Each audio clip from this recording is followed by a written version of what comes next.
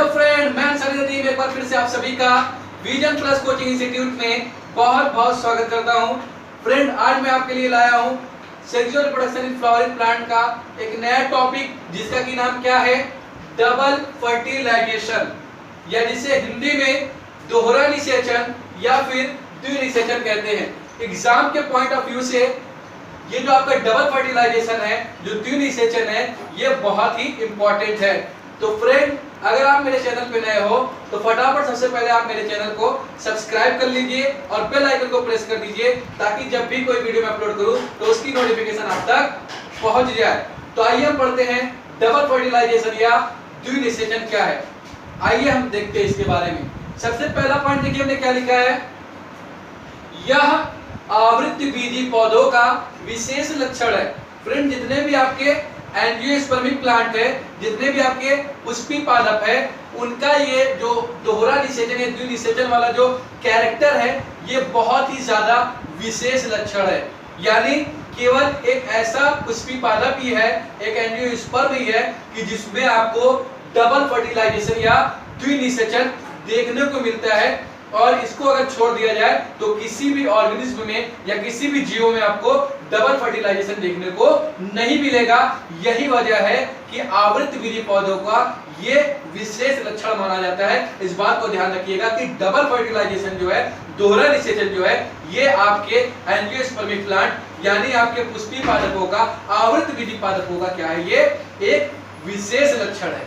आइए इसके आगे हम देखते हैं कि इसका वर्णन किसने किया, कौन से वैज्ञानिक ने कब किया, किस पौधे पे किया, उसको हम जानते हैं। तो नेक्स्ट पॉइंट में क्या लिखा है, इसका वर्णन सर्वप्रथम वैज्ञानिक नवासिन, किसने किया, वैज्ञानिक नवासिन ने। एग्जाम में अगर आएगा बताइए डबल फर्टिलाइजेशन की खोज या वर्णन सबसे पहले किसने की थी, तो एक वैज्ञानिक है जिनका नाम नवासिन है।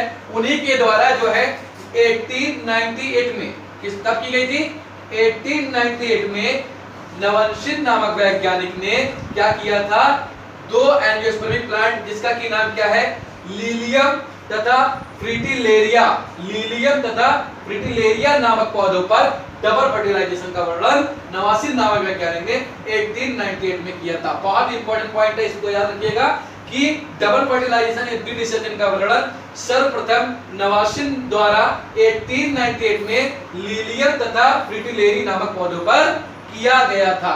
ठीक है, आइए नेक्स्ट पॉइंट देखते हैं क्या लिखा है। ये जो आपका डबल फर्टिलाइजेशन है, इसे सत्य निषेचन यानी ट्रू फर्टिलाइजेशन या सिनगैमी कहते हैं। याद रखिएगा कि इस डबल फर्टिलाइजेशन को सत्य निषेचन या सिनगैमी के नाम से भी जाना जाता है। ये तीन जो है बहुत ही इंपॉर्टेंट और बेसिक जो है जो पॉइंट थे डबल फर्टिलाइजेशन रिलेटेड, कि ये विशेष लक्षण है एंजियोस्पर्मिक प्लांट का। इसका खोज या इसकी वर्णन जो है नवासिन द्वारा 1898 में लीलियम तथा फ्रिटिलेरिया पौधों में किया गया था, और इसे सत्य निषेचन या सिनगैमी के नाम से कहते हैं। आइए देखते हैं इससे डबल फर्टिलाइजेशन में होता क्या है, ये द्विनिषेचन क्या होता है, इस पॉइंट में समझते हैं।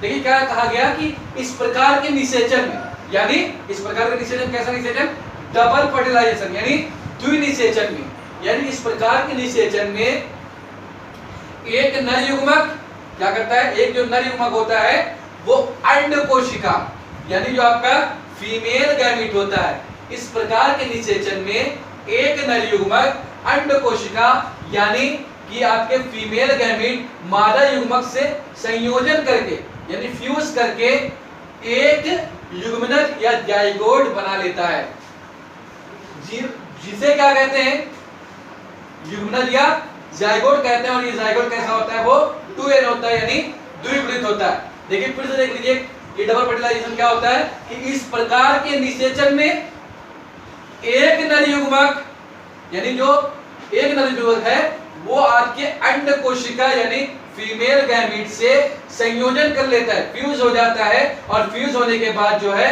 वो जो है युग्मनज यानी जाइगोट को बनाता है। और वो जो जाइगोट होता है वो क्या होता है, 2n होता है। क्योंकि जो नर युग्मक होता है ये आपका, ये जो पहला नर युग्मक है ये भी क्या होता है, n होता है, यानी कि मतलब ये आगुणित होता है, और अंड कोशिका भी n होता है, यानी आगुणित होता है। जब आगुणित यानी मिल करके जब जाइगोट बनाते हैं तो वो क्या हो जाता है, वो द्विगुणित हो जाता है। इसलिए जाइगोट याद रखिएगा ये कैसा होता है, द्विगुणित होता है। उसके बाद क्या लिखा है कि पहला जो नर युग्मक है वो तो अंड कोशिका से संयोजन करके एक जो है युग्मक यानी जाइगोट बना लिया, और जो दूसरा नर युग्मक आपका होता है, जो दूसरा आपका जो मेल गैमीट होता है वो क्या करता है, जो द्वितीयक केंद्रक होता है, और द्वितीयक केंद्रक कैसा होता है, वो 2n होता है। मैंने आपको बताया तो जो एम्ब्रियो सैक होता है उस एम्ब्रियो सैक में जो है वो आपका 7 कोशिका और जो है वो क्या होता है 8 जो है वो केंद्रक होता है। उसमें से जो आपका द्वितीय केंद्रक होता है तो दूसरा नर युग्मक क्या करता है, द्वितीयक केंद्रक, जो कि द्वितीयक केंद्रक कैसा होता है 2n यानी द्विगुणित होता है, इसके साथ मिलकर त्रिगुणित केंद्रक अर्थात 3n बना लेता है। क्योंकि यहाँ पर जो त्रिगुणित कैसे बना, क्योंकि जो आपका दूसरा नर युग्मक है वो तो n है, और जो द्वितीयक केंद्रक वो भी क्या है, वो 2n है। तो n और 2n मिला तो क्या बन गया, वो 3n बन गया, बना लेता है। और इस त्रिगुणित केंद्रक को क्या कहते हैं, प्राथमिक भ्रूणकोश केंद्रक कहते हैं। देखिए पहला नर युग्मक जो है वो अंड कोशिका को निषेचित किया तो उससे क्या बना, जाइगोट बना। जाइगोट कैसा है, वो 2n है, क्योंकि नर युग्मक जो पहला वाला है वो भी n है, और जो अंड कोशिका है वो भी कैसा n है। तो n और n जो संयोजन हुआ तो बना 2n। मगर यहाँ पर जो आपका द्वितीय जो आपका नर युग्मक है, दूसरा नर युग्मक है, वो जब द्वितीय जो है आपके केंद्रक को निषेचित कर रहा है तो द्वितीय केंद्रक कैसा है, वो 2n है। तो यहाँ पर आपका जो 2n जो है द्वितीय केंद्रक हो गया, प्लस n जो है वो क्या हो गया आपका, वो आपका नर युग्मक हो गया। तो 2n प्लस n मिलकर क्या बना लेते हैं, 3n। तो ये क्या हो जाते हैं, त्रिगुणित हो जाते हैं। याद रखिएगा कि जो द्वितीय केंद्रक के पश्चात क्या बनता है, वो त्रिगुणित केंद्रक बनता है। अब इस त्रिगुणित केंद्रक जो बना है इसका नाम क्या होता है, इस त्रिगुणित केंद्रक को प्राथमिक भ्रूणकोश केंद्रक कहते हैं। क्या कहते हैं, यानी दूसरा नर युग्मक जो द्वितीय केंद्रक को निषेचित किया उसके पश्चात जो त्रिगुणित केंद्रक बना उसे प्राथमिक भ्रूणकोश केंद्रक कहते हैं। तो यहाँ पर देखिए इस पॉइंट क्लियर हो जाएगा कि इस प्रकार दोनों ही युग्मक यानी पहला नर युग्मक और दूसरा नर युग्मक, इस प्रकार दोनों ही युग्मक निषेचन में भाग लेते हैं, अर्थात 2 बार निषेचन होता है। आपने देखा ना 2 बार निषेचन हुआ, एक पहला नर युग्मक किसको निषेचित किया, अंड कोशिका का, दूसरा नर युग्मक किसको निषेचित किया, वो द्वितीय केंद्रक को निषेचित किया। तो निषेचन कितनी बार हुआ, 2 बार। तो इस अर्थात 2 बार निषेचन होता है, इसे ही डबल फर्टिलाइजेशन या फिर द्विनिषेचन कहते हैं। बात समझ में आई, क्योंकि इसमें क्या हो रहा है, निषेचन 2 बार हो रहा है। एक बार जो निषेचन हो रहा है वो एक मेल गैमेट क्या कर रहा है, वो जाकर के वो एक सेल को क्या कर रहा है, वो फ्यूज्ड कर रहा है। मगर जब दूसरा नर युग्मक है वो जाकर के वो सेकेंडरी न्यूक्लियस को क्या कर रहा है, फ्यूज कर रहा है। तो जो एक सेल को फ्यूज कर रहा है मेल गैमेट, उससे जाइगोट बना, और जो आके सेकेंडरी न्यूक्लियस को कर रहा है फ्यूज, उससे क्या बना, उससे प्राइमरी क्या बना, उससे प्राइमरी एंडोस्पर्म न्यूक्लियस बना। तो इस प्रकार आपने देखा कि निषेचन कितनी बार हो रहा है, वो 2 बार हो रहा है। यही वजह है कि इसे डबल फर्टिलाइजेशन या द्विनिषेचन कहते हैं। और यह प्रक्रिया केवल इस प्रकार का जो है निषेचन केवल आवृत विधि पौधों में होता है। यही वजह है कि ये क्या होता है, इसका विशेष लक्षण होता है। अब देखिए क्या होता है जब निषेचन यानी डबल फर्टिलाइजेशन हो जाता है तो क्या होता है। तो क्या लिखा है कि द्विनिषेचन के फलस्वरूप यानी डबल फर्टिलाइजेशन के बाद ना, द्विनिषेचन के फलस्वरूप बना युग्मनज यानी द्विनिषेचन के बाद यानी डबल फर्टिलाइजेशन के दौरान जो पहला मेल गैमीट जो है एक सेल को क्या किया, फ्यूज किया, और उससे जो युग्मनज बना, युग्मनज जो है बाद में किसका निर्माण करता है, एम्ब्रियो के या भ्रूण का।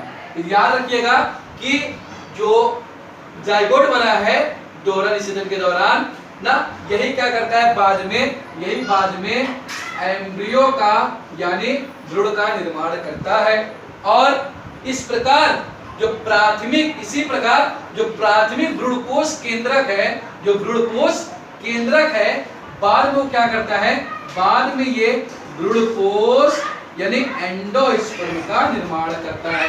तो याद रखिएगा कि दोहरा निषेचन के में क्या होता है, पहला जो होता है नरयुग्मक वो एक सेल को निषेचित करता है तो क्या बनता है, जाइगोट बनता है। जो दूसरा नरयुग्मक द्वितीय केंद्रक को निषेचित करता है तो प्राथमिक द्वितीयक जो आपका प्राथमिक भ्रूणपोष केंद्रक बनता है। मगर निषेचन के पश्चात जब निषेचन हो जाता है तो जो भ्रूण बना है, सॉरी जो आपका जाइगोट ये युग्मनज बना है, वो युग्मनज किसका निर्माण करेगा, वो आपके एम्ब्रियो या भ्रूण का निर्माण करता है। और जो आपका प्राथमिक भ्रूणपोष केंद्रक है वो निषेचन के बाद भ्रूणपोष या इसका एंडोस्पर्म का निर्माण करता है। ये दोनों पॉइंट भी आप याद रखेंगे। कहीं पे भी प्रॉब्लम हो रही है तो कमेंट सेक्शन में हमको आप बताइए, मैं आपके डाउट को क्लियर करूंगा। आइए नेक्स्ट पॉइंट की बात करते हैं। नेक्स्ट पॉइंट क्या है कि जब निषेचन हो जाता है तो क्या होता है, तो बताया कि निषेचन के पश्चात एम्ब्रियो भ्रूण बनेगा, एंडोस्पर्म भ्रूणपोष बनेगा, ठीक है, और साथ ही साथ बीज और फल का निर्माण होता है। निषेचन के बाद किस किस का विकास होता है, निषेचन के बाद एम्ब्रियो बना, एंडोस्पर्म बना और सीड बना, और साथ ही साथ फ्रूट का क्या होता है, निर्माण होता है। ये इंपॉर्टेंट पॉइंट याद रखिएगा। मैं आपको बता दूं जो भ्रूणपोष बना, भ्रूणपोष जो आपका एंडोस्पर्म बना, इसका काम क्या होता है, इस एंडोस्पर्म का काम ये होता है कि जब भ्रूणी परिवर्धन होता है यानी एम्ब्रियो का डेवलपमेंट होता है, तो एम्ब्रियो के डेवलपमेंट के दौरान जो है ये जो आपका एंडोस्पर्म है ये एम्ब्रियो को पोषण देने का काम करता है। क्या करता है, पोषण देने का काम करता है। यानी एंडोस्पर्म का काम क्या है, वो एम्ब्रियो को पोषण देना, न्यूट्रिशन देना होता है। इस बात को आप याद रखिएगा। यहाँ पर देखिए मैंने आपको कुछ जो है डायग्राम के माध्यम से समझाने की कोशिश कर रहा हूँ। यहाँ पर आपका परागकण है, यहाँ पर आपका पॉलन ग्रेन है। ये पॉलन ग्रेन जब बीजांड काय में प्रवेश करता है तब ये क्या होता है, यानी जब बीजांड में प्रवेश करता है तो बीजांड में प्रवेश करने के बाद ये दो नरयुग्मक में विभक्त हो जाता है। क्या हो जाता है, दो नरयुग्मक में विभक्त हो जाता है, जिसे पहला नरयुग्मक और दूसरा नरयुग्मक के नाम से जाना जाता है। यानी परागकण क्या हो रहा है, वो दो नरयुग्मक में विभक्त हो जाता है ना, फर्स्ट नरयुग्मक और सेकंड नरयुग्मक। और ये दोनों नरयुग्मक कैसे हैं, वो आगुणित है यानी एन एन है। तो पहला जो नरयुग्मक है वो किसको निषेचित किया, अंड कोशिका को निषेचित किया ना, किसको निषेचित किया, यहाँ पर अंड कोशिका को निषेचित किया। तो यहाँ पर नरयुग्मक भी एन है और अंड कोशिका भी एन है। तो जब ये जो है इसका संयोजन हुआ तो इससे क्या बना, युग्मनज बना। और युग्मनज कैसा है, वो 2n है, क्योंकि यहाँ पर n और n मिलकर क्या बन गया, 2n द्विगुणित हो गया। और इसके निषेचन के बाद क्या बनाएगा, यही युग्मनज बाद में इस भ्रूण यानी एम्ब्रियो का निर्माण करता है। ठीक है, अब ये आपका जो सेकंड वाला नरयुग्मक है वो कैसा है, n है। ये किसको जो है, इसको किसके साथ संयोजन करता है, द्वितीयक केंद्रक के साथ। मगर द्वितीयक केंद्रक कैसा है, वो 2n है, ये n है।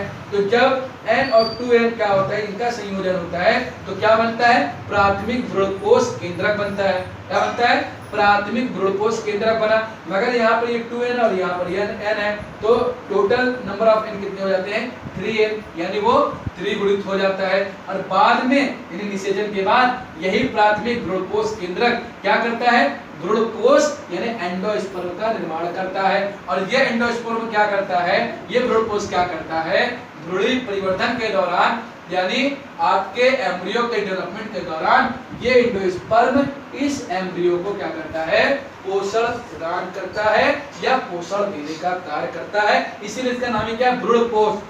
भ्रूण का मतलब एम्ब्रियो यानी भ्रूण, और पोष का मतलब होता है पोषण देने वाला, यानी भ्रूण को पोषण देने का कार्य करता है। ये नाम से ही पता चल रहा है। ये सारी चीजें आप नोट कर लीजिए और इसके आगे की जो जानकारी थी आपको नेक्स्ट वीडियो में दी जाएगी। तब तक के लिए इतना आप क्या कर लीजिए, आप इसको नोट कर लीजिए। इसमें कहीं भी प्रॉब्लम है, कोई भी डाउट है, आप कमेंट सेक्शन में बताइए। और अगर आपको मेरी वीडियो अच्छी लगी तो ज्यादा से ज्यादा इसको शेयर करें, लाइक करें, कमेंट करें।